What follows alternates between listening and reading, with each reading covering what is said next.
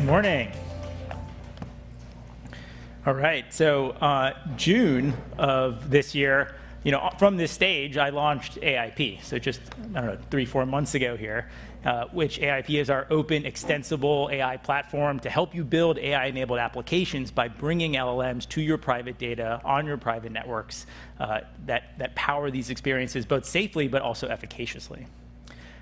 But really, the observation that we've had over this period of time is that the battleground of AI, it's the factory floor, it's the front line. And that's because AI transformation is an empirical journey. You have to experience it. You can't think your way through it, you have to go do it. And so today we have tons of product to show, but we're gonna have our customers actually show all of the new things that we've done together. We're gonna have them take you on their experiential journeys here. Customers like HCA, who have proactively looked into the future of their actual schedules to identify patient bottlenecks and staffing shortages and solve them upstream. Or Eaton, where they've gone from an alert inbox that tells them things that are going wrong to a solution inbox that tells them things that they can be doing about things that have not yet gone wrong but might. The important thing about all of these customers is that they have pushed to prod. I tell every Palantirian internally, I don't want to see proofs of concepts, I want to see proof. And that's largely because these LLMs are different. They are something new. They break our existing mental models. And I thought that's what I'd really focus on sharing with you. What are the ways in which we think about these things, and how are they kind of different than what's come before? And we could start there by asking, what is an LLM doing? Or perhaps more importantly, what is it not doing? Well, it's not doing algorithmic reasoning, which is a form of computation that's so precise that there's no ambiguity in its execution, right? To the extent it doesn't do what you said, that we call that a bug. That's not supposed to happen. And on the other extreme, it's not doing human thought, a inherently creative medium that is wrought with ambiguity. That's part of the feature of human thought. It occupies this middle ground in between these two things here. And it can be very tricky as you're implementing these things to hold that tension in a precise way, because it is fluent in natural language, but it doesn't actually understand what it's saying. So it's not human thought. And while it is instructable in ordinary human prose, it's horrible at algorithmic reasoning. So it's this third type of thing. And I think one of the characteristics of this third type of thing is that LLMs are statistics, not calculus. It is this kind of stochastic genie, if you will. There's a lot of randomness in it. The best metaphor for this, and perhaps one of the things to think about as you're implementing these use cases, is what it was like for us when we first started trying to predict the weather. When we first started trying to predict the weather, I think in the rough mid-1800s, we thought it was going to be like predicting the next eclipse. Once we figure out the math behind this thing, I'm going to tell you precisely what the weather is going to be in this location 100 years from now at this time. And obviously, intuitively, we all understand that's not how weather works, right?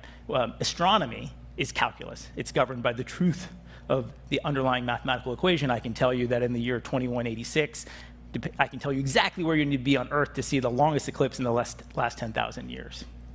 That's the nature of calculus. On the other hand, with weather, it's more like it might rain today, right?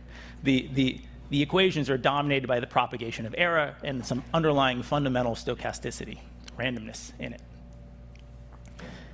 And we see this through another lens too. The fixation with pushing to prod comes by thinking about this by analogy. When you introduce even one stochastic variable into what was otherwise a deterministic system, your software, you've now made the entire system stochastic. And that requires us to rethink some fundamental things that are in the tool chain, how we as human reason about the problem, and how we incorporate it to achieve outcomes. This is the difference between a demo and a product, right? So we had a self-driving car demo in 2025. It drew 132 miles. It's not around the block. It's a meaningful distance here.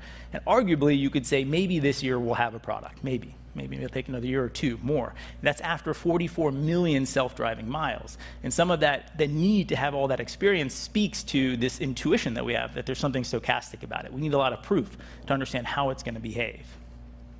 So, in some sense, it's kind of easy to build a demo. It's much harder to build the product, and that's what we're focused on. And when you really think about that, you start to uncover the fundamental primitives and infrastructure that you're going to need to harness the true underlying value of transformation that LLMs can bring to you here, and realizing that all of that value comes from the elegant integration of the algorithmic reasoning, the LLM, and human thought.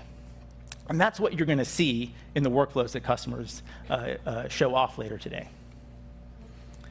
But one of the core ways to leverage the power, the underlying power of the LLM, is this idea of the K-LLM kernel. Why would you use one LLM when you can use K? We can kind of think about, if you squint and just go with this analogy for a second, like each of these LLMs is like a slightly deranged mad scientist, mad genius.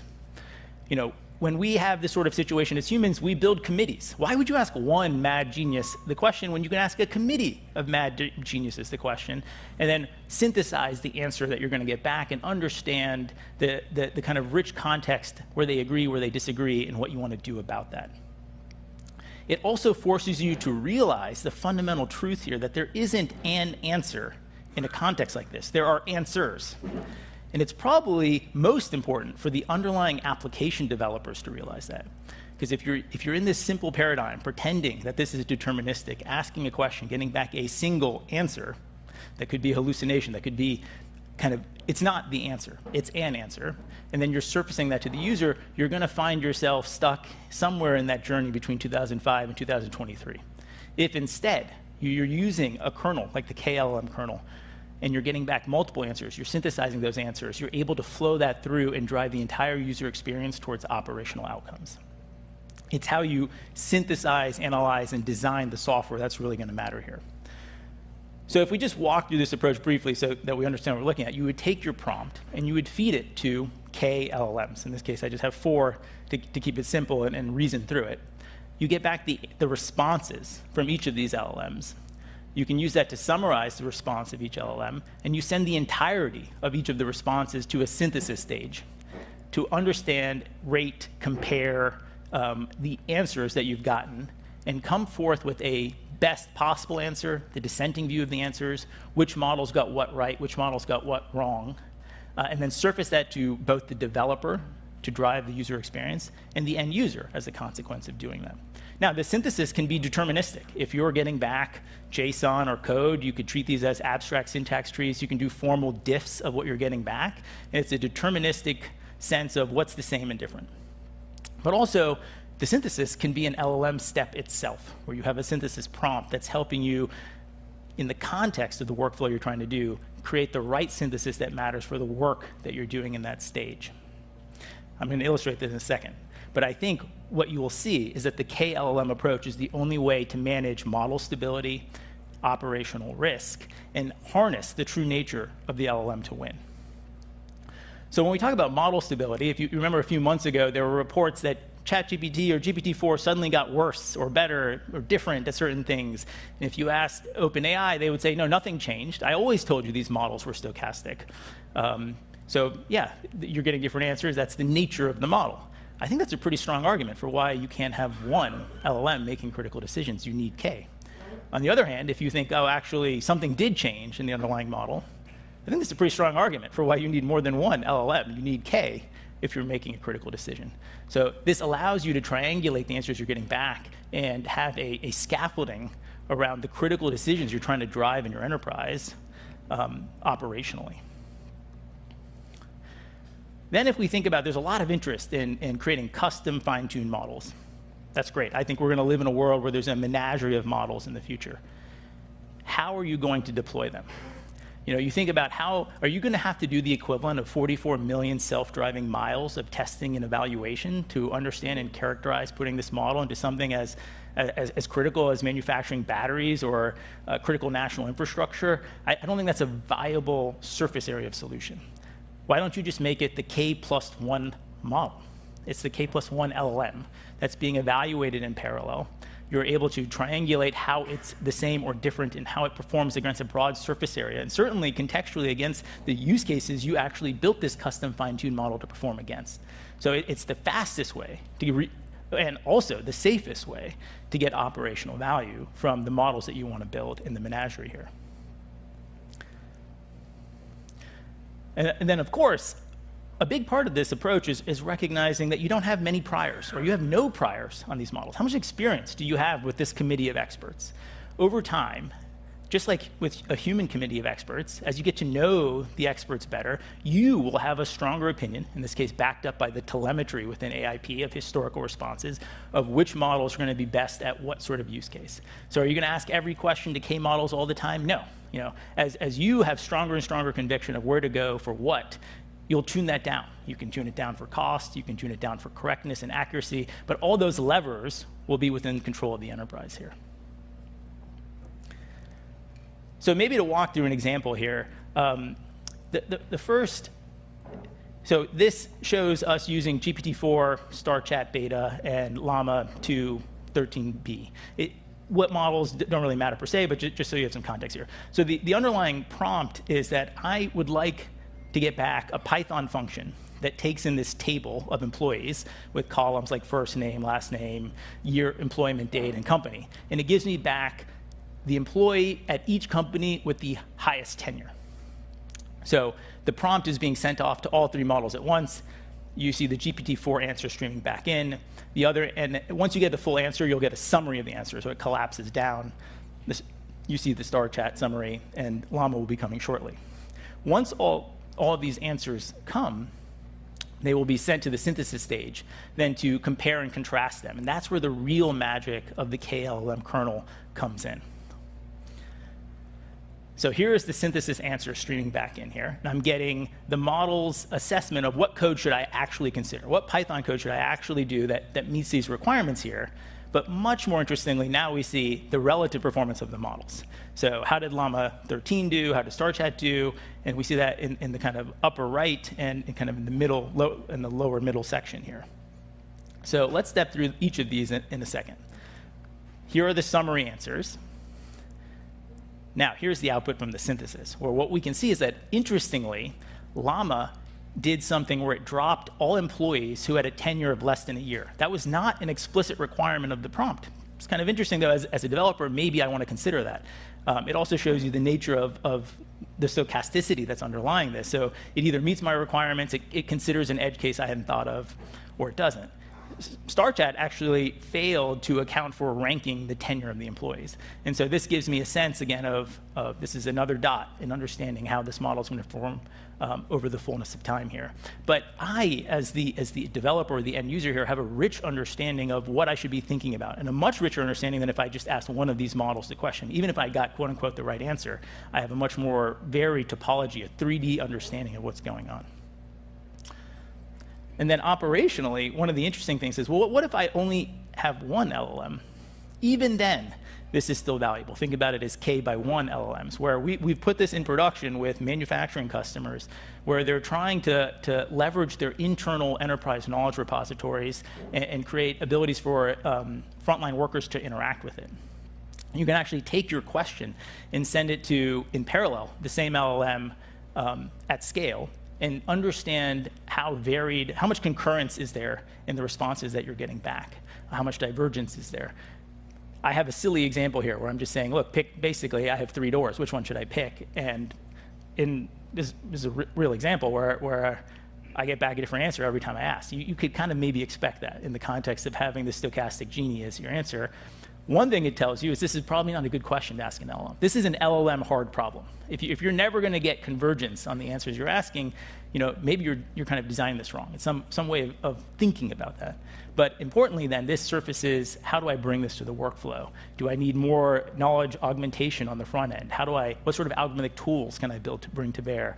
How do I bring this into production? And this has been very valuable, where it deeply cuts down hallucinations and the reliability of the underlying use cases. A lot of the work I just showed here focuses on chat, but if any of you had the unfortunate experience of having me sit at you and talk about these LLMs for a bit, is you know one thing is I'm highly biased against chat. I think it is the most limiting interface, and it kind of structurally means that we're not going to fully harness the value of LLMs because it curtails our human creativity on what these things can do. The reason that's the case, it feeds this #1 mistake about thinking about what are you relying on the parametric knowledge of the model to do? The parametric knowledge is like the knowledge that's implicit in the model. What I think is special about these models is that they speak a language, a regular grammar. Yeah, sure, English, but much more interestingly, they speak domain-specific languages. They speak code. They speak JSON. If I could just say it colloquially, they speak code in clicks. And they do that really, really well. On the other hand, if you're trying to somehow jam the specific knowledge of your domain into these models, I think you will find that that's a Sisyphean task. You will find that you never fully get there. They never get better than your true experts, or you're always chasing your tail. And it's not like a database where you can just jam facts in there. So it's kind of going back to this calculus statistics thing. It's like the pressure in the balloon, it's kind of moving around. You're going to be facing trade-offs on the frontier. But here, they are phenomenal.